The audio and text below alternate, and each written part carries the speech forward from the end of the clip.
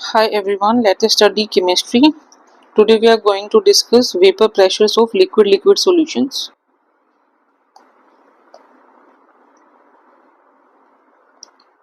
And solid liquid solutions. In liquid solutions, solute plus solvent both are liquid. Both are liquid. First of all, we will discuss what is vapor pressure. इसके लिए हम क्या करेंगे, एक container imagine करते हैं which is full of solution that is composed of solute plus solvent. अब जब हम इसको हीट करते हैं तो सॉल्यूशन के अंदर से क्या होगा, जो पार्टिकल्स हैं दे स्टार्ट्स इवेपोरेटिंग, जिनका वेपर प्रेशर हम अज्यूम करेंगे, जो सोल्यूट और सॉल्वेंट जो है जिनका बॉइलिंग पॉइंट कम होगा दे स्टार्ट्स इवेपोरेटिंग. अब जितना अमाउंट हमारे पास यहाँ पे जो पार्टिकल्स हैं वो इवेपोरेट होके आएंगे, उतना ही ज़्यादा अमाउंट हमारे पास जो वेपर्स हैं उनका बढ़ जाएगा. And the pressure exerted by vapours is known as vapour pressure. So vapour pressure की डेफिनेशन क्या होती है? It is the pressure exerted by vapours which are in equilibrium with the solution.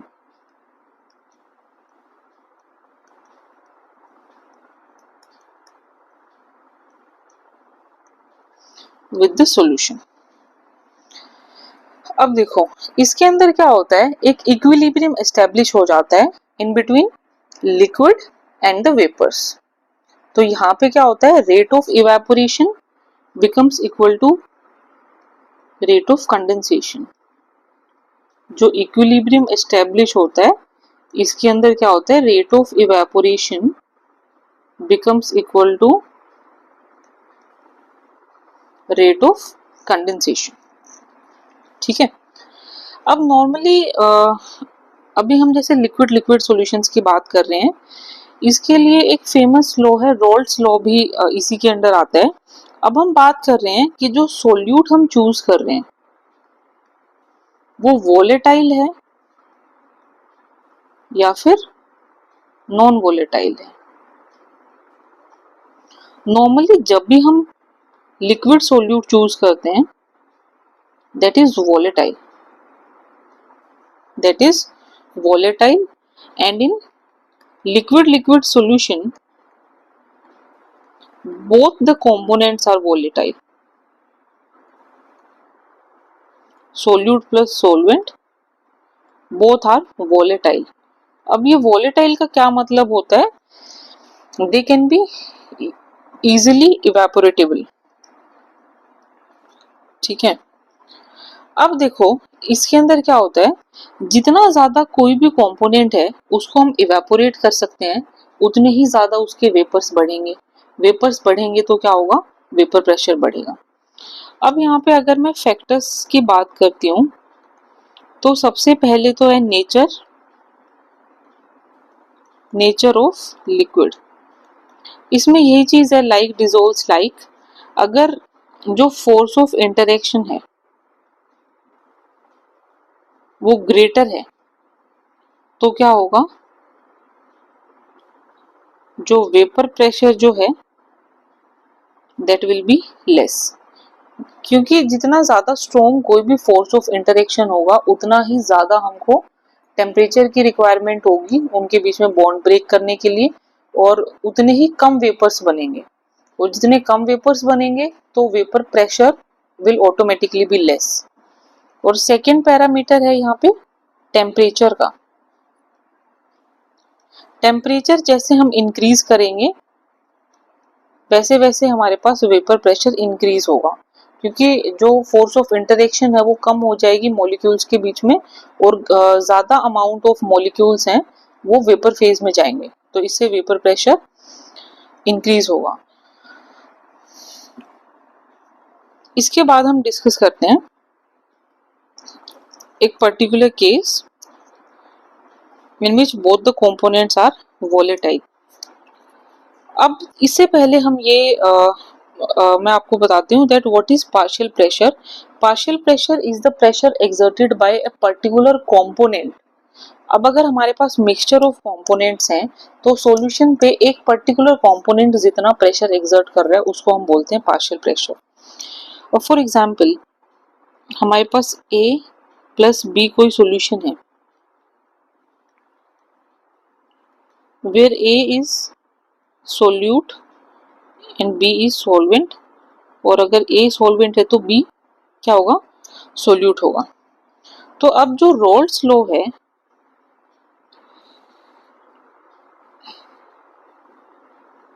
Roles law क्या state करता है, this is for liquid liquid volatile solutes.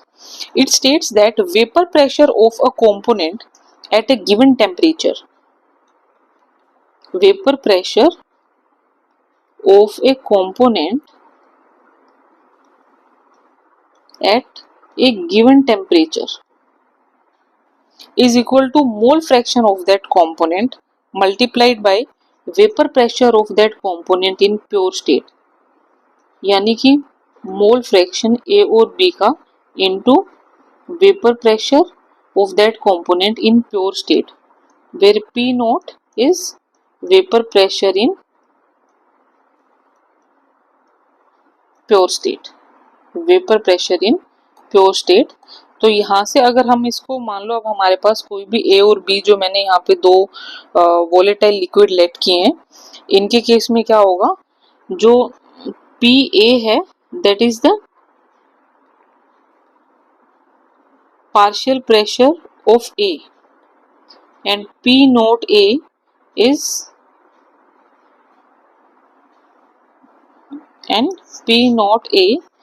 vapor pressure in pure state. Similarly, PB and P naught B are the partial pressure of B and vapor pressure in the pure state for B. So यहाँ से क्या हो जाएगा, जो PA है that will becomes equal to mole fraction of A into P naught A, and PB becomes equal to mole fraction of B into P naught B. Now we know that according to Dalton's law of partial pressure,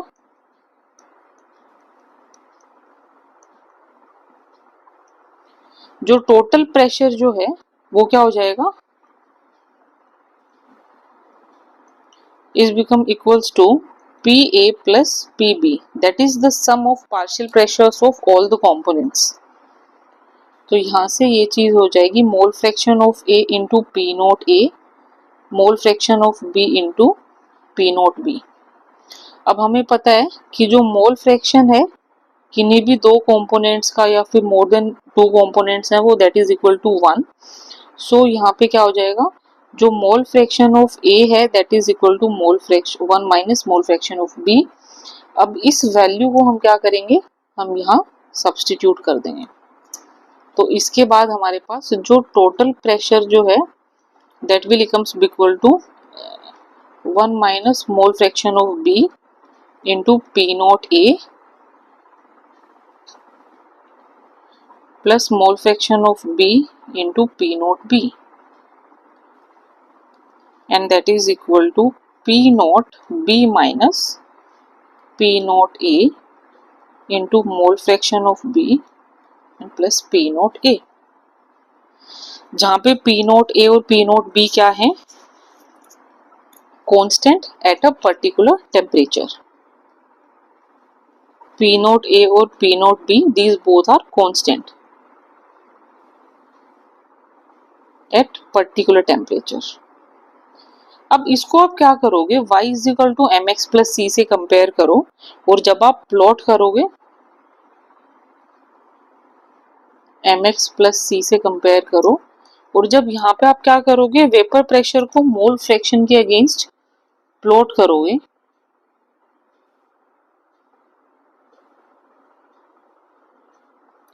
यहाँ पे vapour pressure और जो mole fraction है इनको plot करोगे तो एक straight line curve मिलेगा। सो सबसे पहले यहाँ पे एक इस तरीके का कर्व मिलेगा। ये तो है for P total, that is equal to P A plus P B. अब जो इंटरसेप्ट है that will be equal to, जो ये चीज है इंटरसेप्ट, ये क्या हो जाएगा पी नोट ए। ये क्या चीज हो जाएगी पी नोट बी। और अगर हम इधर से देखते हैं तो ये वाला इंटरसेप्ट हो जाएगा पी नोट बी। और जो मोल फ्रैक्शन जो है यहाँ पे जो ए के लिए 1 हो जाएगा और बी के लिए 0, और इधर ए के लिए 0 होगा और बी के लिए 1। सिमिलर तरीके से अगर हम पार्शियल जो कॉम्पोजिशन है हम अगर कंसीडर करते हैं, जो ए और बी के लिए अगर हम सेपरेट लाइंस ड्रॉ करते हैं तो उसको हम कैसे ड्रॉ करेंगे, वो इस तरीके से हो जाएगा भाई।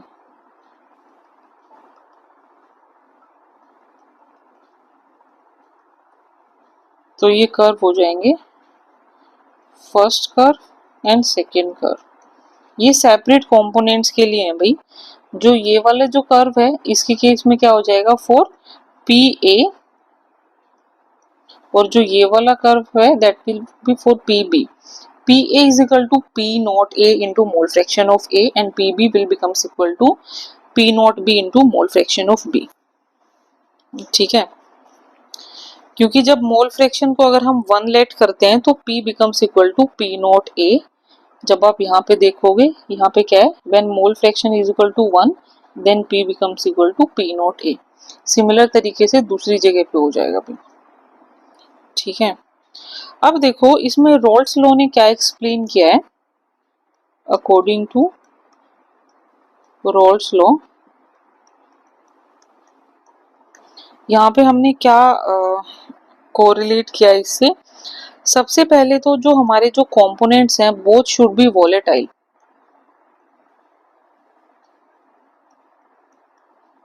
बोथ शुड बी वोलेटाइल, और जो हमारे पास मिक्सचर सॉल्यूशन बन रहा है that should be homogeneous solution. Completely miscible होने चाहिए, अगर इमिसिबल है तो वहां पे रोल्स लॉ फॉलो नहीं होगा। दूसरा ये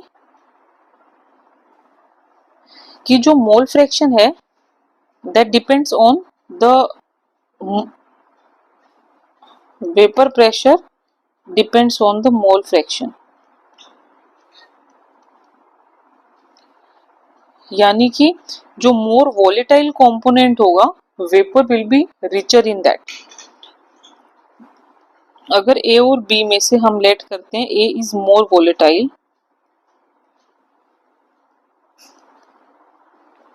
A is more volatile, then vapors will be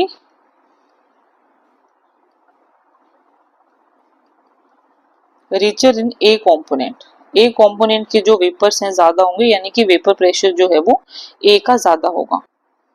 जो थर्ड हमने जो लिक्विड पेयर्स जो हम यूज कर रहे हैं, if they obey rules law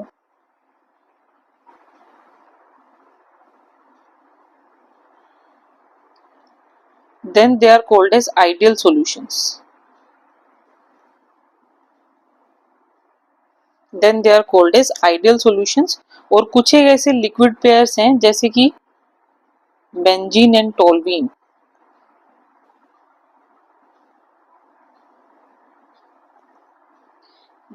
hexane और हेप्टेन, जो भी सिमिलर नेचर के जितने भी हमारे पास सॉल्वेंट्स होते हैं they are all under this category.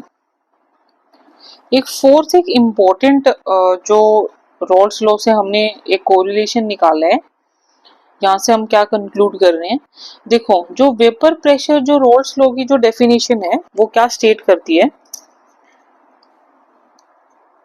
कि जो वेपर प्रेशर जो है दैट इज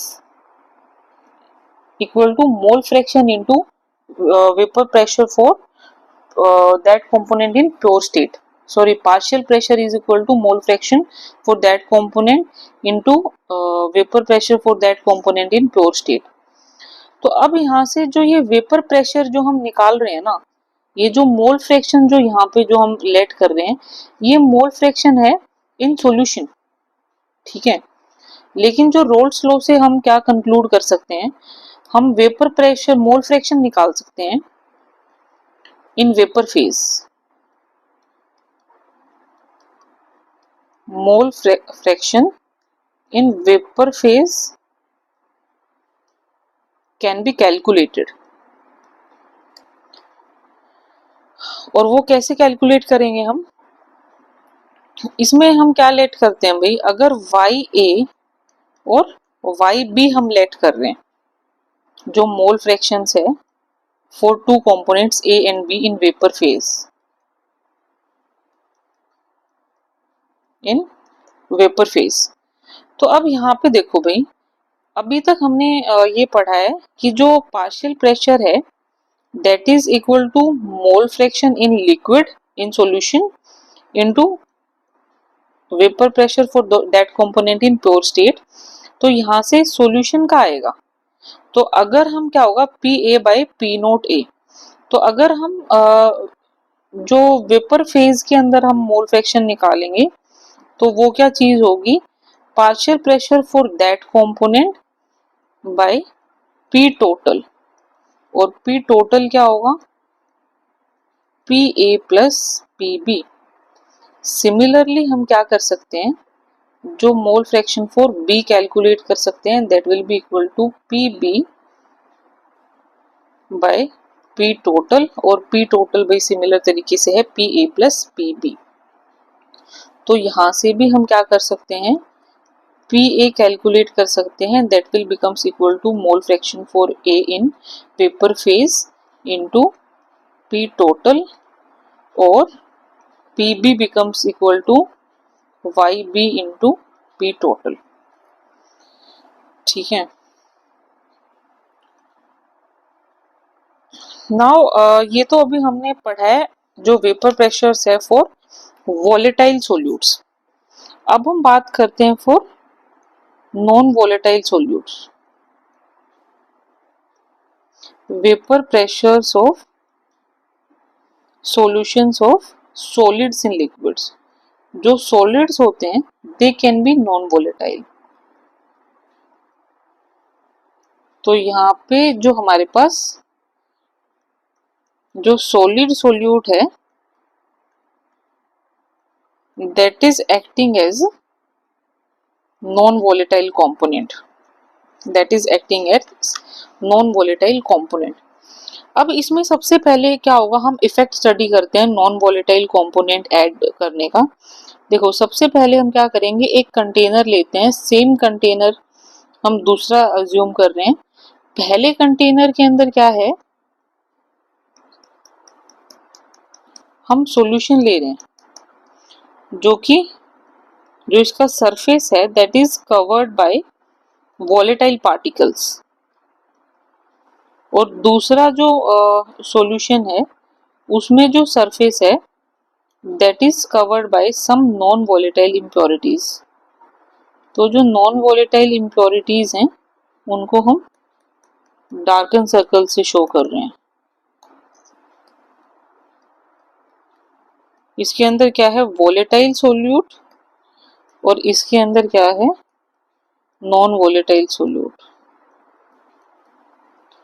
तो आप देखोगे जब इस कंटेनर को आप हीट करते हो तो ये सारे के सारे जो पार्टिकल्स हैं जो सरफेस पे हैं they all are volatile and they go to vapour phase. लेकिन जब आप यहाँ हीट करते हो तो कुछ एक ऐसे पार्टिकल्स हैं सरफेस पे विच आर नॉन वोलेटाइल, और जो नॉन वोलेटाइल होंगे तो वो सरफेस को कवर करते हैं, जिसकी वजह से less number of particles will be able to go to vapour phase. Less number of particles will go to vapor phase। और जब less number of particles vapour phase में जाएंगे तो जो हमारे पास वेपर प्रेशर जो होगा that will be less than vapour pressure for volatile solute. तो जब भी हम नॉन वोलेटाइल सोल्यूट लेट करते हैं उसके केस में क्या होगा, वेपर प्रेशर कम होगा, क्योंकि सरफेस के ऊपर कुछ एक नॉन वोलेटाइल इम्प्योरिटीज आ जाती हैं, जिससे जो वोलेटाइल इम्प्योरिटीज के लिए इवेपोरेट होने के चांसेस कम हो जाते हैं। ठीक है, अब इसके अंदर हम एक केस स्टडी करते हैं, that is roles law for solid in liquids for non volatile solutes. अभी तक हमने जो रोल्स लॉ पढ़ा है दैट इज फॉर वोलेटाइल। अब यहां से हम फॉर्मूला डिराइव करेंगे।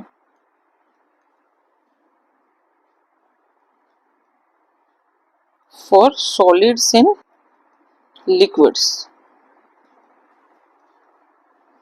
भाई देखो इसके अंदर क्या होता है, सबसे पहले देखो जो अभी तक हमने पीछे पढ़ा है, vapour pressure of solvent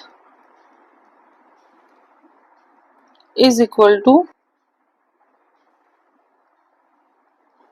mole fraction of solvent in solution into vapour pressure of pure solvent. देखो हमें पता है रोल्स लॉ क्या कहता है कि वेपर प्रेशर जो है किसी भी कंपोनेंट का, सोल्यूट और सॉल्वेंट का, क्या होगा, उस कंपोनेंट के mole fraction multiplied by vapour pressure of that component in pure solution, जो प्योर फॉर्म में। अब यहाँ पे क्या होगा, हम अगर सॉल्वेंट कंपोनेंट लेट कर रहे हैं तो यहाँ पे हम मोल फ्रैक्शन भी सॉल्वेंट का लेंगे और वेपर प्रेशर भी सॉल्वेंट का लेंगे। अगर हम यहाँ पे सोल्यूट पार्टिकल अज्यूम कर रहे हैं तो मोल फ्रैक्शन भी सोल्यूट का होगा और वेपर प्रेशर भी क्या होगा, सोल्यूट का होगा। अब देखो अगर हमारे पास जो सोल्यूट है वो नॉन वोलेटाइल है, if solute is non volatile then हम ये कह सकते हैं कि जो सॉल्यूशन का जो वेपर प्रेशर है वो खाली किसकी वजह से है, वो सॉल्वेंट की वजह से है। Vapour pressure of solvent in solution, इसको आप इक्वेशन नंबर 1 लेट करो और इसको आप इक्वेशन नंबर 2 लेट करो। अब आप इन दोनों इक्वेशंस को कोरिलेट करोगे तो यहाँ से आप ये इन दोनों चीजें ये जो हैं ये इक्वल हो जाएंगी राइट हैंड साइड। तो इधर से क्या हो जाएगा, जो वेपर प्रेशर है सॉल्यूशन का that becomes equal to mole fraction of solvent multiplied by vapor pressure of pure solvent, multiplied by vapor pressure of pure solvent, यानी कि PS becomes equal to mole fraction of solvent into vapor pressure of pure solvent। अब हम क्या कर रहे हैं, 1 और 2 कोई दो कंपोनेंट हैं जिसमें से 1 को हम क्या लेट कर रहे हैं फॉर सॉल्वेंट और 2 को हम लेट करेंगे फॉर सोल्यूट, जिससे हम रिप्रेजेंटेशन है ये जस्ट ना। तो अब यहाँ से क्या हो जाएगा, जो पी एस है that will becomes equal to chi 1 into P naught and P S by P naught becomes equals to chi 1। ठीक है, यानी कि जो vapour pressure of solution is directly proportional to mole fraction of the solvent. अब देखो जो number of जो ये मोल फ्रैक्शन है जो सॉल्वेंट के लिए है that will becomes equal to n1 by n1 plus n2 where n1 is the number of moles for solute and n2 is n1 for solvent and n2 for solute। सो यहाँ से अगर हम ऊपर वाली जो रिलेशन को कोरिलेट करते हैं तो जो P S by P naught will becomes equal to n1 by n1 plus n2, हम दोनों साइड से 1 सब्सट्रैक्ट कर देंगे, subtract each side from 1।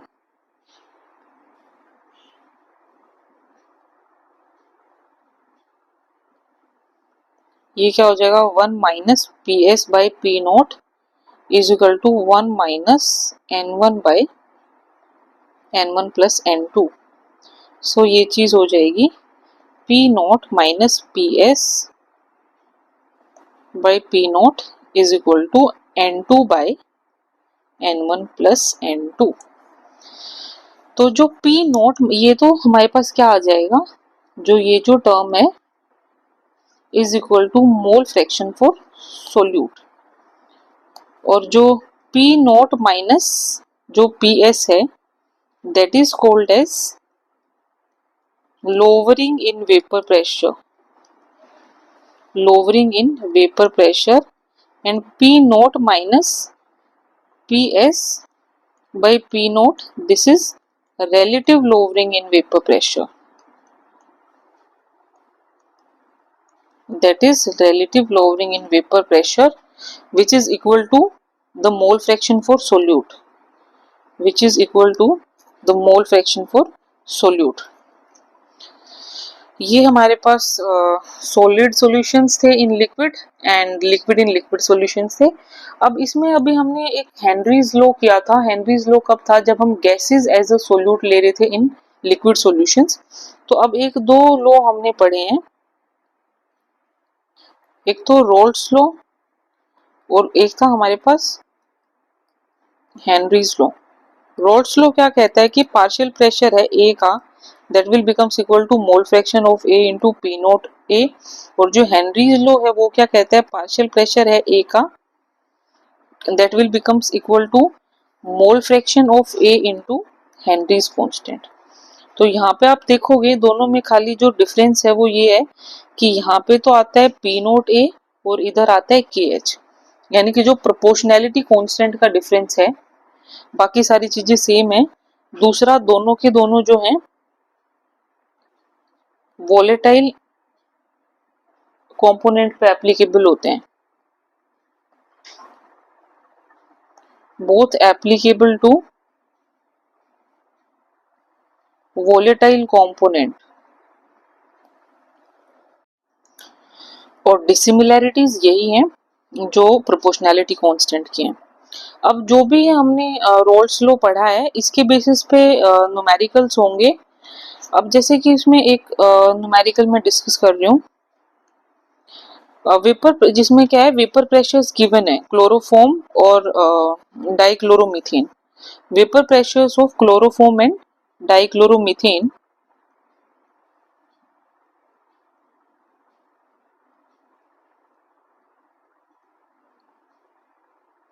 chloroform and dichloromethane at 298 Kelvin are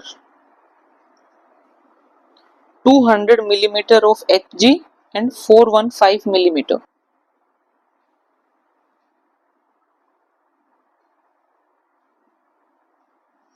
And 415 millimeter of Hg, ये चीज गिवन है। अब हमको कैलकुलेट करना है, इसमें दो पार्ट्स गिवन है। सबसे पहले हमको कैलकुलेट करना है vapour pressure of solution prepared by mixing 25.5 gram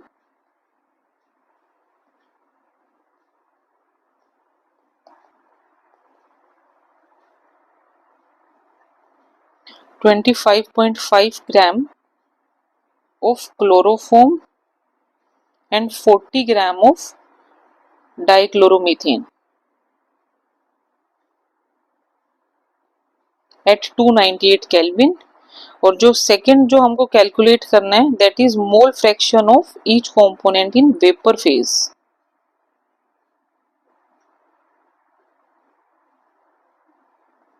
mole fraction of each component in vapour phase. देखो इसको हम कैसे कैलकुलेट कर सकते हैं। सबसे पहले देखो हम निकालेंगे मोल फ्रैक्शंस। मोल फ्रैक्शन कैसे निकालेंगे इन सॉल्यूशन। देखो मोल फ्रैक्शन हम क्लोरोफॉर्म के लिए निकालेंगे एंड मोल फ्रैक्शन हम डीसीएम के लिए निकालेंगे। इसके लिए हमको सबसे पहले नंबर ऑफ मोल्स निकालने होंगे। जो मास गिवन है हमारे पास, जो क्लोरोफॉर्म के लिए गिवन है, for chloroform that is 25.5 gram, and जो DCM के लिए गिवन है दैट इज 40 ग्राम। और जो मोलर मास होता है क्लोरोफॉर्म का, जो हम कैलकुलेट करेंगे, ये आएगा 119.5 ग्राम। और जो DCM के लिए अगर हम कैलकुलेट करेंगे, ये क्या आएगा, 85 ग्राम पर मोल, ग्राम पर मोल। ये किसके लिए है, क्लोरोफॉर्म के लिए, और ये DCM के लिए। अब देखो, जो नंबर ऑफ मोल्स होते हैं that is equal to weight by molar mass.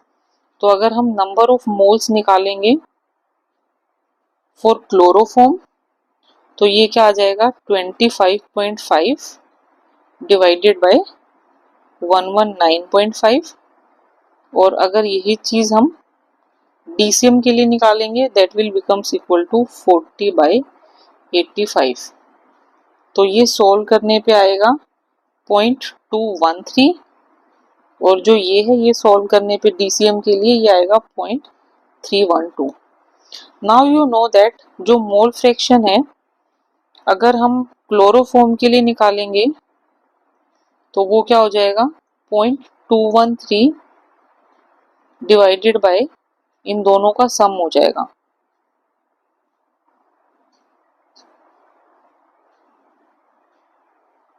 Point 312। ठीक है, तो ये चीज सोल्व करने पे आ जाएगी 0.4, सॉरी ये चीज कैलकुलेट अगर हम करते हैं 40/85, it comes out to be 0.4। तो यहाँ पे भी हम क्या करेंगे, 0.4 सब्सटीट्यूट करेंगे और ये सोल्व करने पे 0.312 आएगा।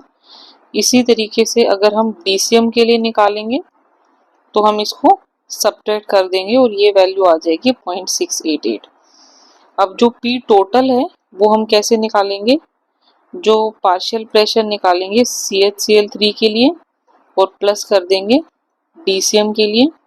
अब ये क्या है, P note CHCl3 into mole fraction for chloroform and P note DCM के लिए into mole fraction for DCM। अब आप देखो जो मोल फ्रैक्शन है क्लोरोफॉर्म के लिए ये चीज है, DCM के लिए यहाँ पे है, और जो क्वेश्चन के अंदर हमको जो P नोट है प्योर फॉर्म में वो गिवन है 204.15। तो इन वैल्यूज को हम यहाँ पे पुट कर देंगे। तो ये मोल, जो मोल फ्रैक्शन आए थे 0.312, ये चीज है 200। सिमिलरली ये मोल फ्रैक्शन आए हैं 0.688 और ये चीज थी 415 जो कि क्वेश्चन में गिवन थी। और इसको सोल्व करेंगे तो ये अप्रोक्सीमेट वैल्यू 3.347 के अप्रोक्स आएगी, दैट इज मिलीमीटर। ठीक है, तो इसी तरीके से जो हमारा सेकंड पार्ट है हम उसको सॉल्व कर सकते हैं। सेकंड पार्ट में क्या पूछा गया है, सेकंड पार्ट में पूछा गया है कि mole fraction for each component in vapour phase.